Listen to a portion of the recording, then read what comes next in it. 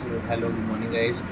तो जैसा कि आपको पता है कि हम लोग अपनी वेब सीरीज़ चला रहे हैं जिसमें हम लोग पूरा प्रॉपर HTML टू लाइक पूरा मर्ज टैग कंप्लीट करेंगे, जिसमें हम लोग HTML CSS जावास्क्रिप्ट बूस्ट है टेलविंड भी करेंगे no doubt. Tailwind CSS then MongoDB Express.js Node.js ये सारा कुछ कंप्लीट करेंगे, और भी कुछ जो चीज़ें हमें जरूरी होंगी बीच में ऐसे डिप्लॉयमेंट के लिए वो हम आगे यूज़ करेंगे। मैं बता दूंगा आपको कि मतलब बेसिकली किन चीज़ों की बात कर रहा हूँ मैं। जब प्रोडक्शन लेवल पे हम लोग जाएंगे तो हम लोग समझेंगे कि क्या चीज़ें कौन सी चीज़ें हैं, क्या क्या ज़रूरी हैं, कैसे होती हैं, कैसे नहीं। तो आज फिलहाल हम अपने टॉपिक पे चलते हैं, that is our heading tags and paragraph tag. So guys, what is heading tags? I have some notes for you guys. So let's start with the notes first. Look, heading tags and paragraph tags. I already have given you the previous notes. You can check out here. That is in last session we have learned about the boilerplate template, boilerplate code, HTML tags. What is the definition of this doc type HTML? What is head tag? What is body tag? And all these tags we already have done this tag in our previous section.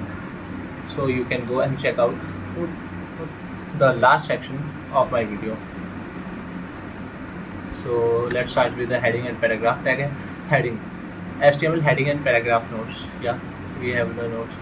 Headings in HTML. Headings are used to define titles or subtitles in a web page. मतलब आप कुछ वो देखते हो, कोई card देखते हो या कुछ देखते हो, उस पर एक हेडिंग होती है ना। समझ नहीं आ रहा? कोई बात नहीं, आएगा अभी बता देता हूँ। देखो पहले ये समझो, HTML provides 6 level of heading. H1 most important main heading, जो इसका विड्थ होती है सबसे ज़्यादा। देन आता है H6 जिसकी होती है सबसे कम। मीन्स जैसे अब फॉन्ट साइज़ की बात करें हम लोग, बेसिकली यहाँ पे H1 का फॉन्ट साइज़ बहुत ज़्यादा होता है, H6 का फॉन्ट साइज़ बहुत कम होता है।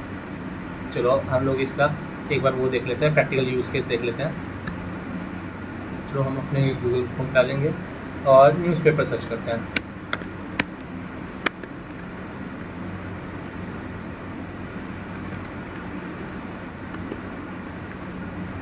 अब इस पे आ जाएंगे हम लोग, तो ये देखो, हाँ ये वाला देख, हाँ नहीं यही देखते हैं।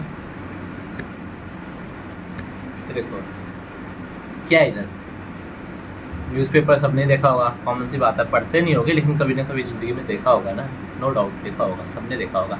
सो let's start with the newspaper, like it's a very common example. So like look at this is the tag, like this is H1 means like जैसे अब कुछ ये देखो, आप जब you are just when you are looking first time at this newspaper, but attracts you like this one, daily news, then your headline, then what, then we have the some like Monday sports, weather, business, title. Means मैं बता देता हूँ, सुनो। जब आप किसी चीज़ को देखते हो, न्यूज़पेपर है, सबसे पहले इन्होंने क्या दिया हुआ है। जब मैं अचानक से आऊँगा देखूँगा इसको, क्या दिखेगा मेरे को? सबसे पहले जो सबसे बड़ा होगा वो दिखेगा, बड़ा होगा, अट्रैक्टिव होगा। तो अट्रैक्टिव का यहाँ पे H1 हेडिंग टैग्स और पैराग्राफ के टैग कोई लिंक नहीं है, इसका जस्ट है कि बड़ा कौन सा होगा, सबसे एक फॉन्ट साइज ज़्यादा किसका होगा, तो वो है हमारा डेली न्यूज़ का।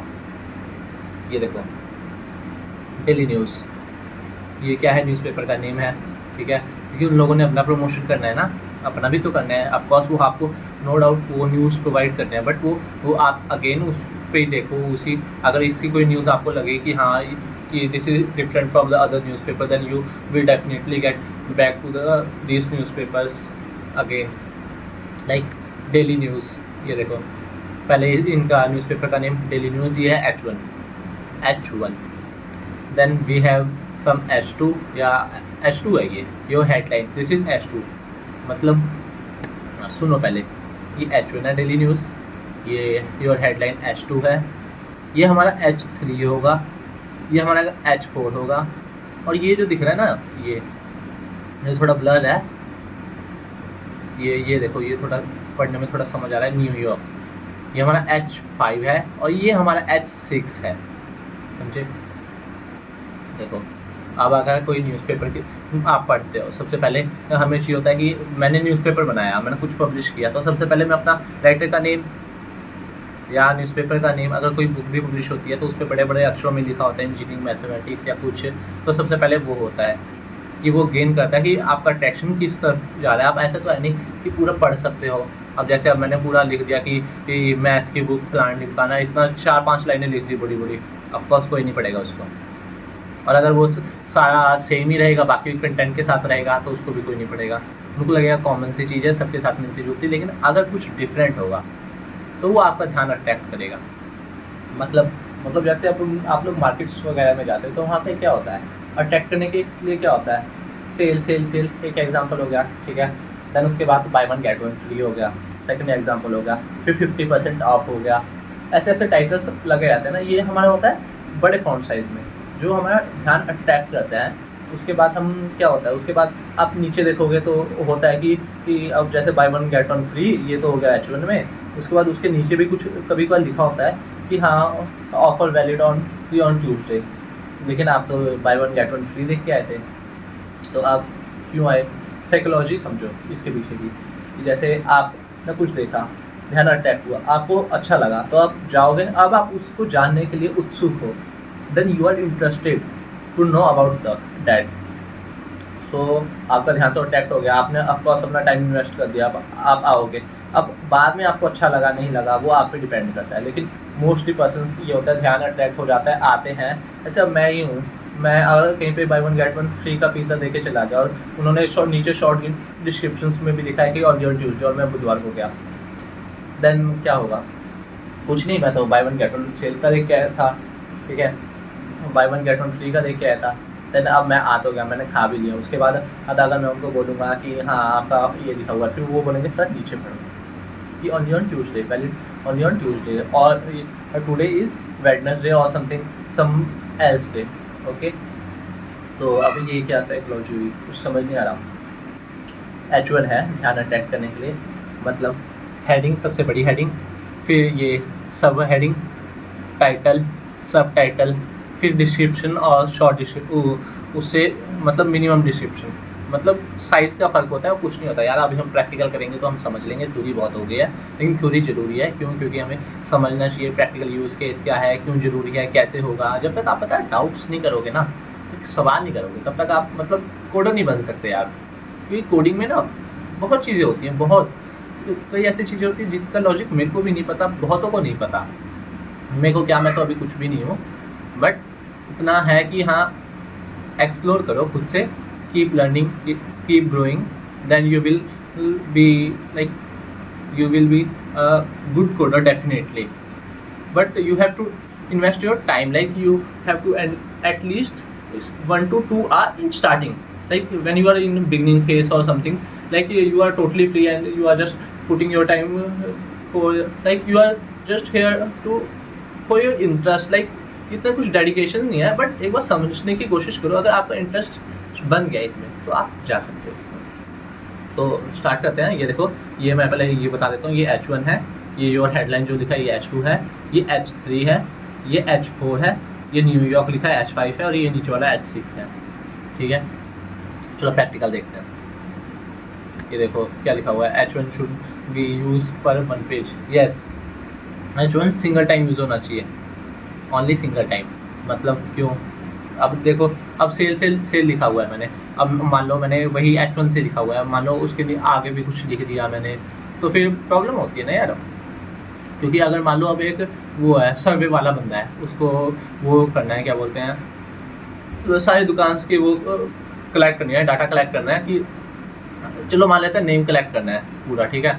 अब वो आएगा, बाहर बोर्ड लगे होते हैं, अब आपने उसी बड़ा सा बोर्ड जो लगाया हुआ है उसी बोर्ड पे अब ऑफकोर्स बोर्ड पे सिर्फ नाम नहीं होता, शॉप का नेम नहीं होता, उस पर फ़ोन नंबर मेंशन होता है, एड्रेस मेंशन होता है, जीमेल मेंशन होती है, एंड अदर डिटेल्स मेंशन होती है कि अबाउट प्रोडक्ट्स या समथिंग, कुछ भी हो सकता है यार। तो अगर आप वही H1 में सिर्फ नाम आएगा, स्टोर का नाम आएगा, ठीक है। ये दूसरा एग्जाम्पल है, सेल वाला नहीं है, मतलब वैसे ही है, आप इससे रिलेट कर सकते हो कि H1 में उसका नेम आएगा।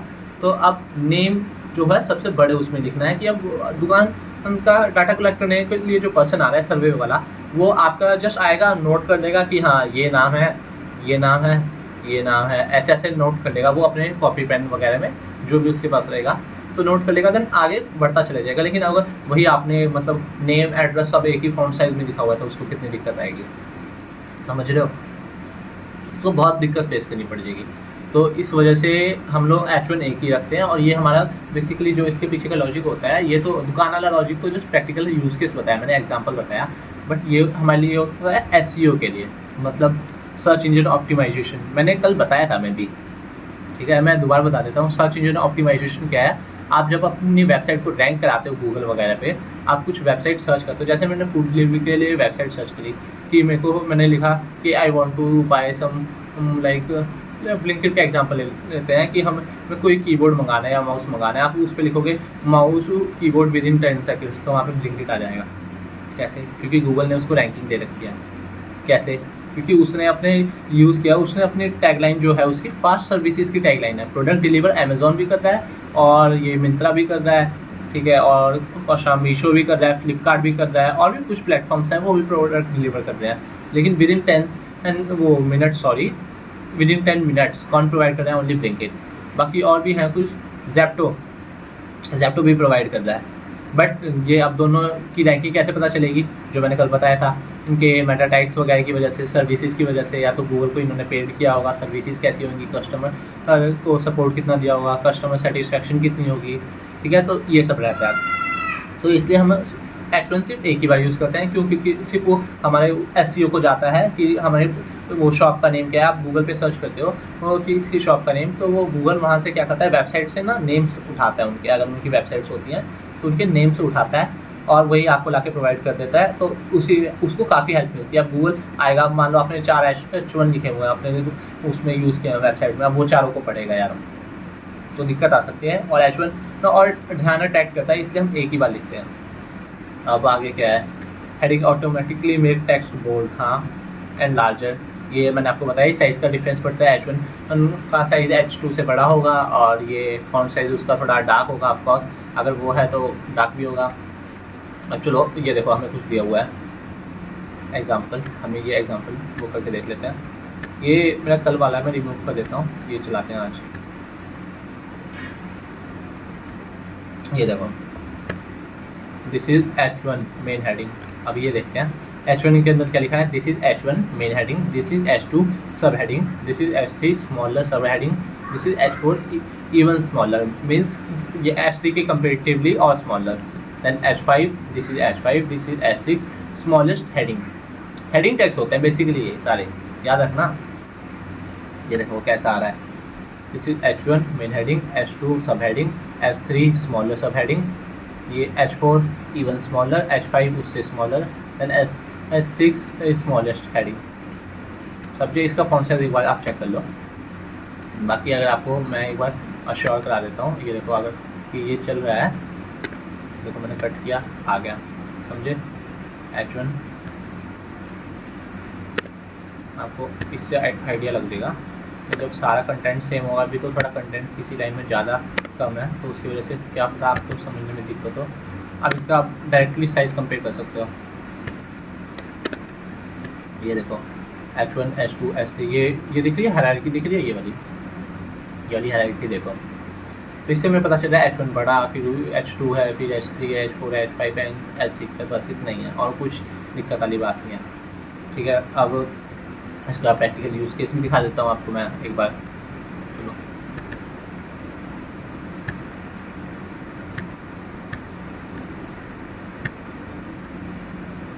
प्रैक्टिकल यूज़ केस कहाँ दिखाऊँ इसमें?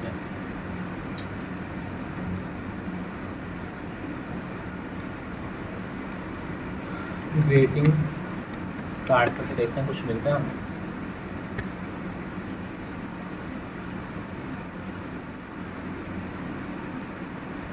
रिज्यूमे देख लेते हैं आप। रिज्यूमे में पता ही है आपको,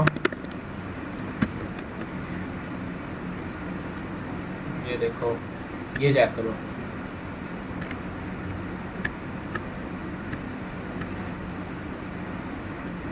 जो मैं कैनवा पे ले गया।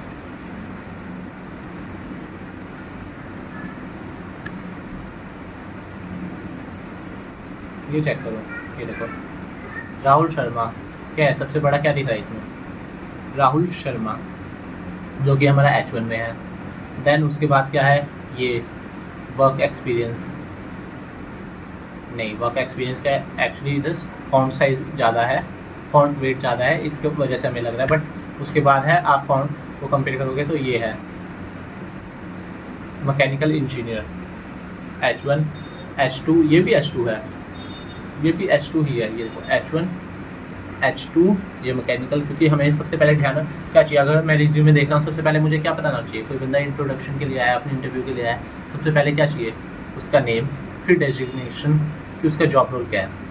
हमें को यहाँ पे क्या दिख रहा है, name Rahul Sharma mechanical engineer, फिर उसके बाद ध्यान में कहाँ अटैक हो रहा है, उसके बाद वर्क एक्सपीरियंस पे भाई अगले ने काम किया है, मेरे को चाहिए, मेरे को लाइक पॉइंट ऑफ अट्रैक्शन होना चाहिए, उसकी अचीवमेंट्स हैं ये बेसिकली, तो होना चाहिए। अगर मैं इसको छोटे में लिख देता, मैं ध्यान पे यहाँ चला जाता है, एजुकेशन हिस्ट्री पे चला जाता, या इस पर चला जाता, वॉलंटियर वर्क, तो इस पर चला जाता। अब ये देखो H1 Rahul Sharma mechanical engineer, H2 work experience, H2 education story, H2 उसके बाद H3 में आ गया हमारा ये रेलेवेंट स्किल्स, ये वॉलंटरी वर्क एंड इंटरेस्ट, ये आ गया। और उसके बाद क्या है, ये H1, H2, ये भी H2, ये H3 हो गया, ये H4 है, ये H4 है, ये भी H4 है, ठीक है। उसके बाद हमारा आ जाता है H5 तक ही यूज़ है गाइस इसमें, उससे ज़्यादा वो आप ये कंपेयर करो, ये देखो जो मंथ और प्रोटोटाइप, इसमें आपको वो दिख रहा है, ये देखो इसका ओ देखो, और इसका ओ देखो, वह देखो इसका ओ और इसका ओ, दोनों में फ़र्क है, साइज़ का फ़र्क दिख रहा होगा आपको। मंथ्स का जो ओ है, मंथ्स का जो ओ है वो बड़ा है, अब प्रोटोटाइपिंग का जो ओ है वो छोटा है। तो फिर क्या हमें पता चलता है कि इसमें और इसमें डिफरेंस है। तो अब आपको पता चल गया होगा, बाकी अब हमने इसका वो भी देख लिया, तो अब अगर चाहो तो हम कुछ बना सकते हैं, यही बनाने की कोशिश करें, चलो करते हैं।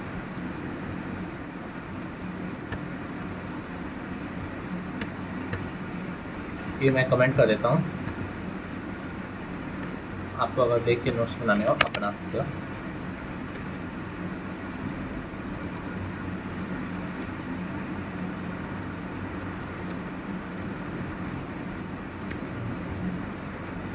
आ गया। सबसे पहले क्या है गाइस, यहाँ पे मेरे को थोड़ी CSS यूज़ करनी पड़ेगी, इफ़ यू डोंट माइंड। आप CSS पार्ट को इग्नोर कर सकते हो, अभी मैं आपको HTML दिखा देता हूँ जस्ट। सबसे पहले हम करेंगे H1 में, सबसे पहले लगा दिया हमने क्लास,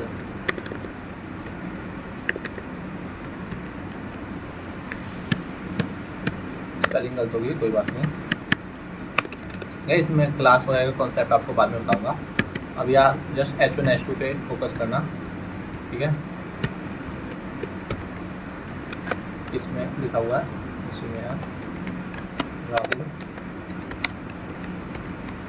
शर्मा, कैसा आ रहा है एक बार देख लेते हैं। हाँ ठीक आ रहा है। उसके बाद हमारे पास सेकंड चीज़ क्या है,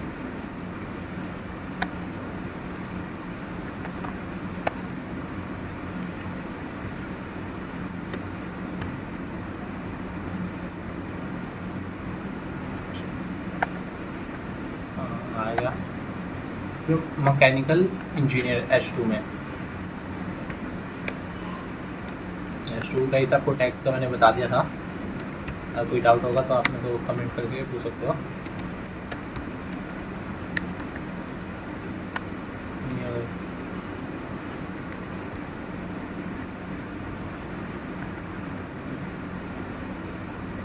बड़े में है, ओ sorry,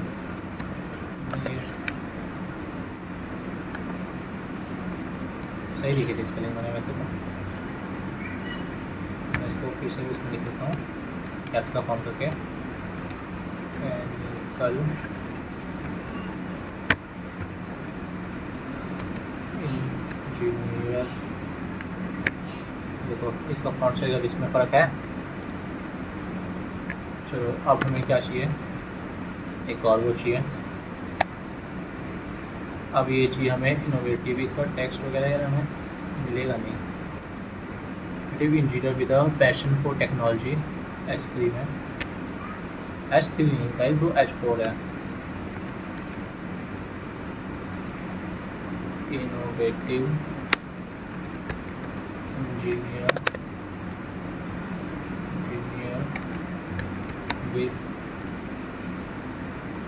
with a passion for technology, with a passion for technology and problem solving, seeking new challenges to enhance my skill, seeking new technology for seeking my skills and contribute effectively and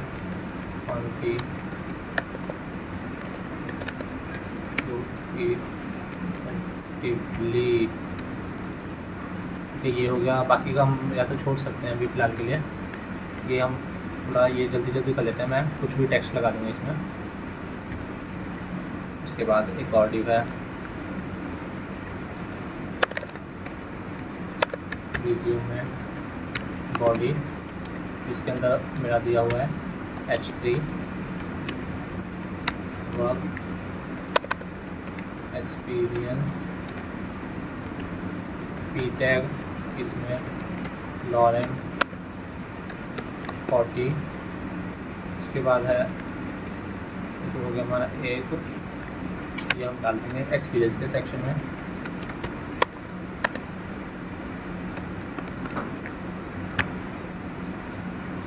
guys अगर आपको ये अभी कुछ समझ नहीं आ रहा तो आप अभी इग्नोर कर सकते हो, मैं आपको दिखा दूँगा बाद में। जो कि एक्सपीरियंस के सेक्शन में, देन एजुकेशन का सेक्शन,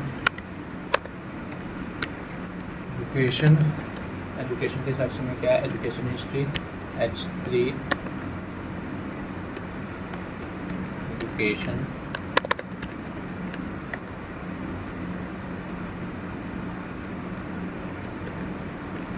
हिस्ट्री, और इसमें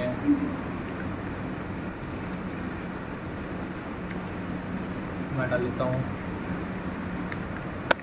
P tag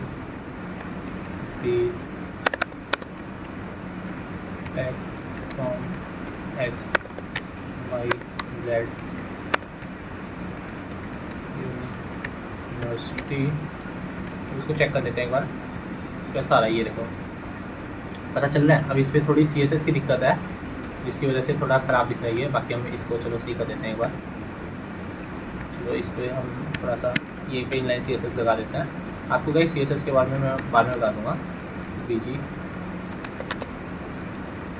background colour greenish है थोड़ा हुआ, यहाँ पे आके हम एडजस्ट कर सकते हैं जिसको थोड़ी सी CSS पता है मच बेटर। ये देखो बैकग्राउंड कलर आ गया, जिसको नहीं पता वो आगे हमारे साथ जुड़ सकता है। हम सारा कुछ कवर करेंगे। ये तो हो गया ये। अब देखो हमें चाहिए कैसा था, तो ऐसा चाहिए था हमें। बीच में एक ये लाइन चाहिए और ये चाहिए, तो हम यहाँ पे इसके बाद लाइन लगा सकते हैं। इसके बाद नहीं था, इसके बाद है रिज्यूमे बॉडी के बाद, और पहले सॉरी HR हॉरिजॉन्टल रो,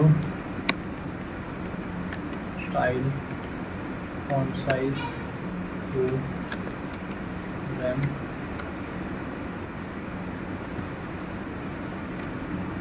क्या रही है rem should not be use. कोई बात नहीं, ये तो हमें अभी बता रहा है कि ये देखो इसको हम थोड़ा बेटर कर सकते हैं।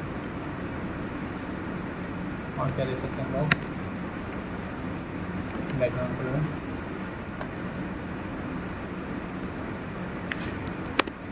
ब्लैक, और बैकग्राउंड कलर से नहीं होगा वो, और कलर ब्लैक से होगा।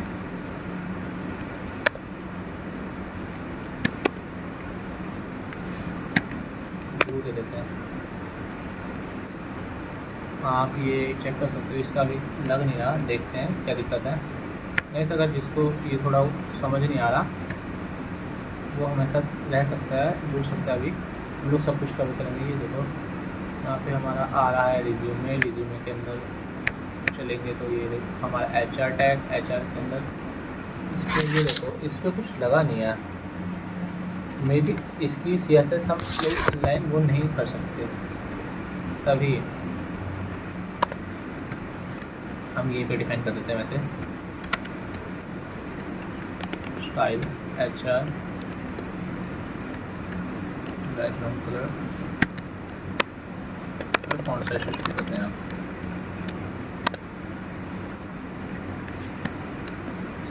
फाइव HR पे लग नहीं रहा, पता नहीं क्यों। कोई बात नहीं, हम देखेंगे। अभी HR हमारा हेडेक नहीं है, हमारी हेडेक है ये देखो, यहाँ मैंने HR लगा दिया तो ये हो रहा है। अब मैं यहाँ पे एक और HR टैग जोड़ देता हूँ ताकि हमारे सेक्शंस अलग दिखे। HR जोड़ना था, वो जोड़ दिया गलती से। देखो 2 लाइनें आ गई। ऐसे आप अपना रिज्यूमे बना सकते हो। इसमें कुछ अच्छा दिखाने के लिए मैं इसको दे देता हूँ, मार्जिन पैडिंग दे देता हूँ थोड़ी सी पैडिंग 20।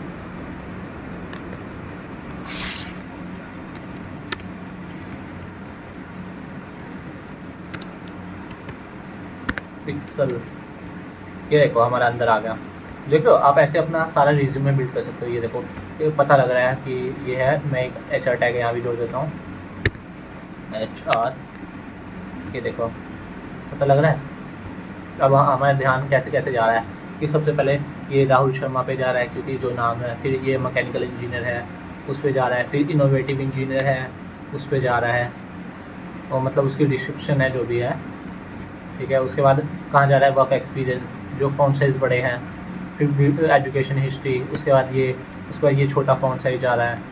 तो ऐसे ऐसे हम लोग अपना वो शुरू करते हैं। हम रह गया हमारा पैराग्राफ टैग। आपने देखा मैंने पैराग्राफ टैग यहाँ पे यूज़ किया। पैराग्राफ टैग कुछ नहीं होता, जब हमें कोई कंटेंट लिखना होता है तो यूज़ होता है। जैसे अब H1 क्या है, H1 बेसिकली हेडिंग टैग्स है, उसमें जस्ट आप हेडिंग्स लिख सकते हो। कभी भी आपको कुछ टेक्स्ट लिखना हो, किसी के बारे में डिटेल्स लिखनी हो, तो वो आप उसमें यूज़ मत करना, हेडिंग टैग्स में यूज़ मत करना, पैराग्राफ टैग का यूज़ करना।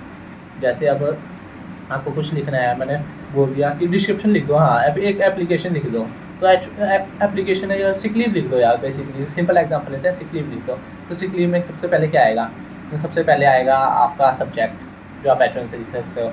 फिर उसका वो आ जाता है टू द प्रिंसिपल। मैं बच्चों वाली लीव की बात कर रहा हूँ, टू द प्रिंसिपल ये, फिर वो छोटे में दिखता है, ठीक है। या अगर मेल वगैरह का आप कुछ देखते हो तो वहाँ पे भी ऐसे ही होता है, सब्जेक्ट बोल्ड होता है, सब्जेक्ट बोल्ड होता है, फिर हमें उस पर जिसने सेंड किया वो सब दिखता है। फिर उसके बाद नीचे डिस्क्रिप्शन दिखती है। डिस्क्रिप्शन जो होती है बेसिकली वो पैराग्राफ टैग में होती है, चाहे सिक लीव ले लो चाहे ईमेल में ले लो, तो वो पैराग्राफ का टैग का यूज़ होता है जब हमें कंटेंट ज़्यादा दिखाना है, जो बेसिकली हेडिंग नहीं है, हमारा कंटेंट है, बॉडी का पार्ट है। मतलब बॉडी का पार्ट तो सारे ही हैं, बट कंटेंट का पार्ट है कि हमारा वो डिस्क्रिप्शन है टोटली। जैसे बुक वगैरह आप कोई प्रिंट कर रहे हो या कोई ऑथर वगैरह है, तो वो अपना वो पैराग्राफ टैग में लिखेगा, ना कि हेडिंग टैग में लिखेगा। इसका फ़ायदा क्या है, अगर आप पैराग्राफ टैग की जगह हेडिंग टैग यूज़ करके सारा कंटेंट लिखोगे तो वो ब्राउज़र पे दिक्कत देगा, तो ब्राउज़र हेडिंग को भी पढ़ने लग जाएगा। अगर आप कुछ सर्च करोगे तो वो आपका पूरा वो, जैसे मैं कुछ सर्च करूँगा और आपने वेबसाइट बना के हेडिंग टैग के अंदर पैराग्राफ का कंटेंट सारा डाल दिया, तो जो ब्राउज़र गूगल SEO वगैरह होते हैं वो आके हेडिंग टैग्स को रीड करते हैं। बेसिकली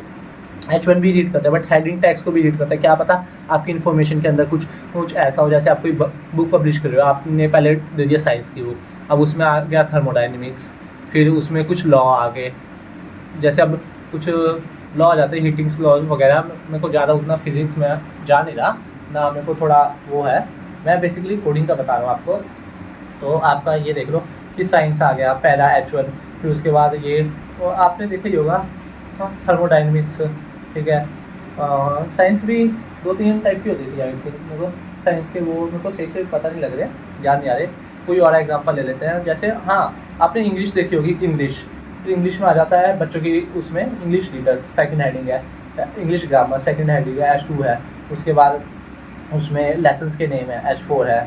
फिर वो लेसन के उसके टाइटल आ जाते हैं कि राम आज की कन्वर्सेशन की कन्वर्सेशन पैराग्राफ्स में दिया होता है, तो जो पैराग्राफ्स में दिया होता है वो पी टैग का यूज़ होता है। पी टैग का मतलब ही पैराग्राफ होता है, समझ गए। दैट्स इट, आज के लिए इतना ही। बाकी अगर आपको मैं ये पैराग्राफ टैग का एक और वो दिखा देता हूँ, कुछ यूज़ केस यहाँ पे इससे देखते हैं हम। इसमें कुछ है पैराग्राफ के लिए? इसमें तो कुछ नहीं है। वर्क एक्सपीरियंस में डाल सकते हैं हम लोग, वर्क एक्सपीरियंस में डाल दिया हमने। वैसे आपको ये मैं फंक्शनलिटी बता देता हूँ लॉरेम वाली। ये देखो अभी क्या था,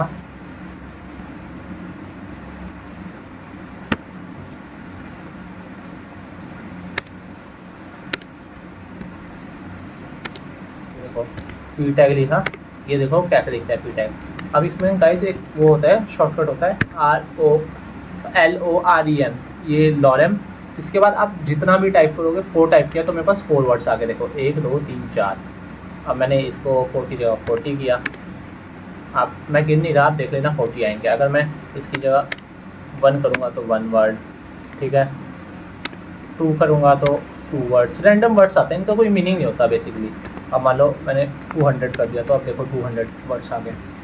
ये देखो कैसे दिख रहा है, लगा है थोड़ा रिज्यूमे टाइप की फील आ गई आपको।